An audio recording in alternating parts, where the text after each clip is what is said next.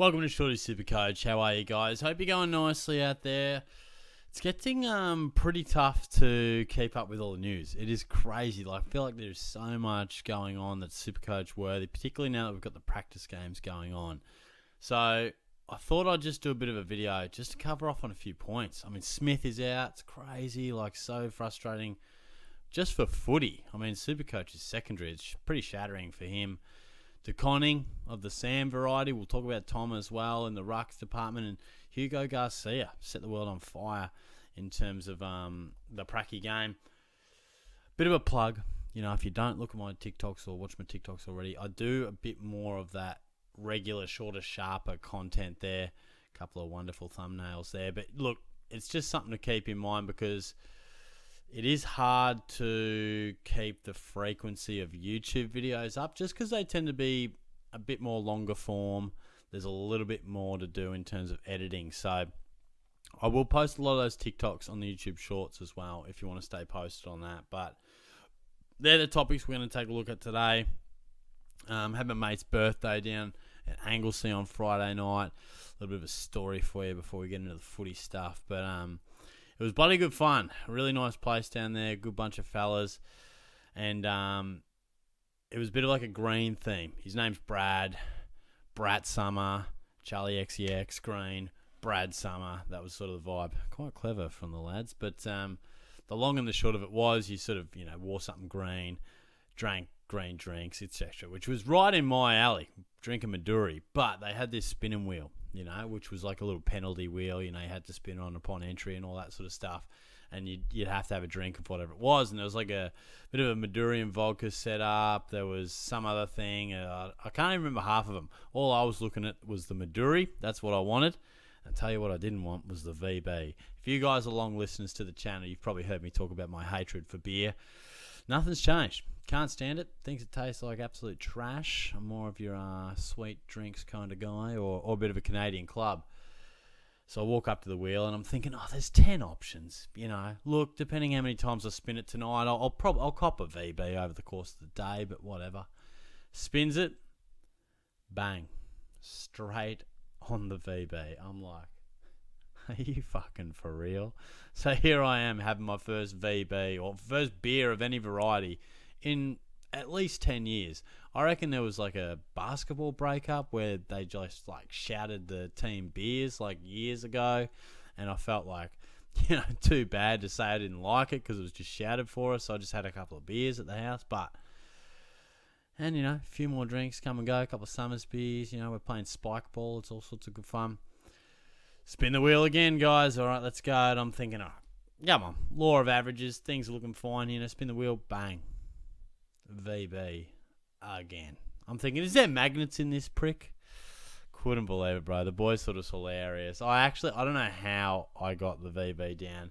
Had a couple of boys help me out with a few sips here and there, but hasn't changed my view. Disgraceful stuff, but tasted slightly better than I thought. Because I was thinking this is a disaster, but we got there. But let's take a look at some actual SuperCoach content, shall we? And I think, wrong tab. What was I doing first? Obviously, Smith. Just wanted to touch on it. Shattering news. I have basically just brought Smiley in. Feel like he will still be a chance for round one. I know he's had a bit of an interrupted preseason. O'Driscoll's another one.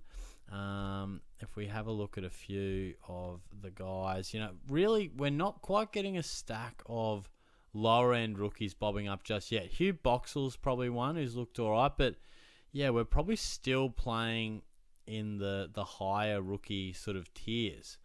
A few that I like. I mean, I must admit, Nevitt is doing all the right things. I'm not fully sold on him. Really interested to see how he goes Tuesday. Lindsay played all right, but probably a lower possession type player. Sheldrick, definitely worth a look.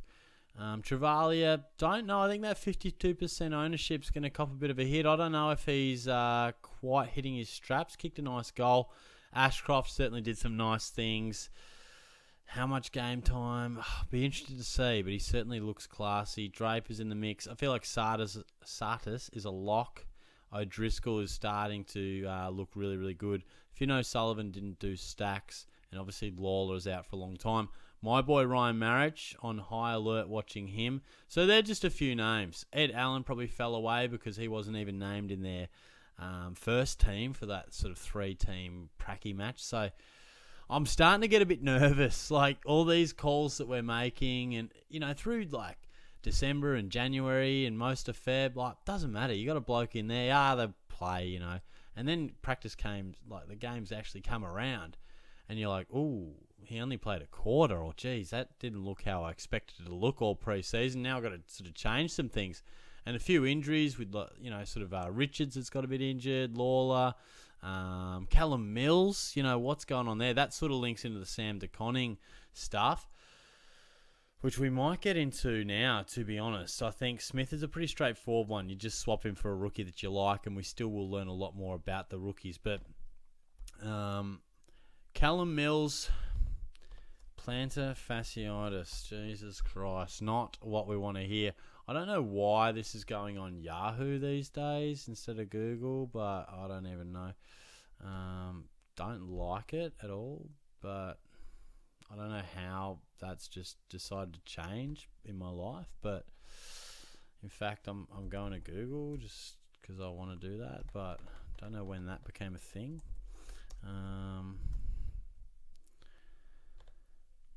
I have really talked about a lot. Let's have a look at this first.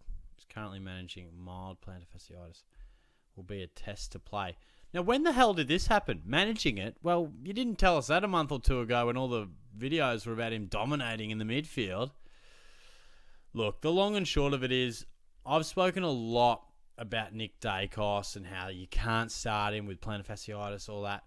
Slightly different with Mills. I'm prepared, if he's named in round 1, I'm prepared to run with him because there's a lot less risk involved at that price, and I feel like there's not too many times that we see a career best season when you're managing something like that through a preseason. So that's why I've kind of steered away from Dacos. Huge price, a lot of money on the line, where Mills, I feel like it's probably worth taking a bit of a risk if he is named in the pracky, and then, we'll get a bit of a look at him in round 0, I believe, as well. So if he doesn't get up, then many of us will just go a couple of scrolls above and see Sam DeConning, who just rolled into the practice match in the first centre bounce and was the sole number 1 ruck for the first half. Then we saw the young cat, I think it's Edwards, get a go, and then very late Reece Stanley came on. And we saw Connor O'Sullivan look really good down back for the Cats as well, which might allow SDK to apply himself in that ruck role. Just want to throw a few stats at you from a more positive angle, and then really, God, this fucking Yahoo, bro. Why is this, how's this happened? What's going on, bro? Technology, I'll tell you, man. Anyway, let's get up to Conning's stats, and then I'll have a bit of a chat with you. All right, so here's Sammy, and this will be exactly where my eyes go. Probably he and Mitch Nevitt will be a real close watch for me in the practice game on Tuesday.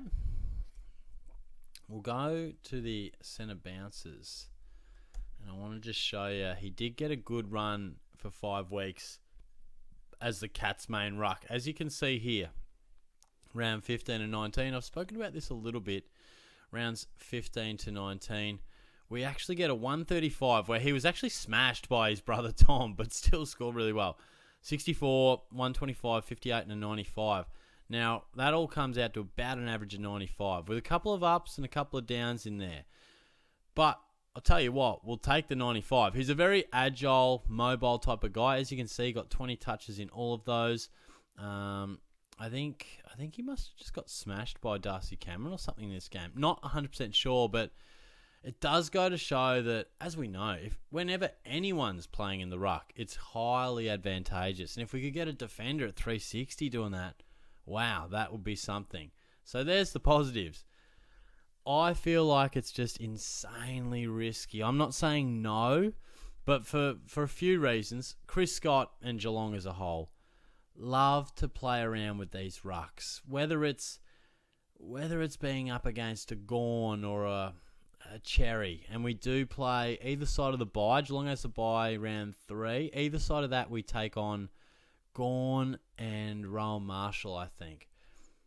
The type of big dog rucks, particularly Gorn, just makes you feel like they're in their match selection, being like, oh, we better give Sammy a chop out with Reece Stanley. Or does Blitzarves give the occasional chop out? Or even the flip side, oh boy, we're coming up against whoever it might be, Charlie Curnow, Hogan, whoever DeConning might have a good record against. Maybe this is the time where we actually prioritise him as the great defender he can be, and he goes to full back.